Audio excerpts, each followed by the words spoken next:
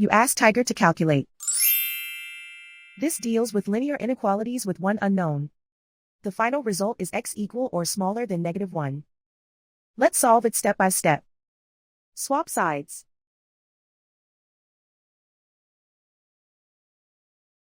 Group all constants on the right side of the inequality. Add 3 to both sides.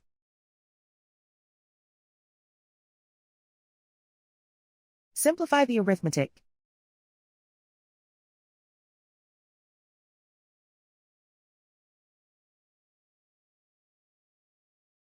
Isolate the x. Divide both sides by 2.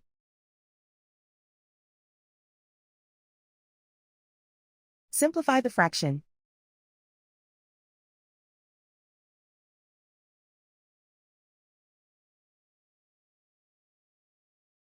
Plot the solution on a coordinate grid. And so the final result is x equal or smaller than -1.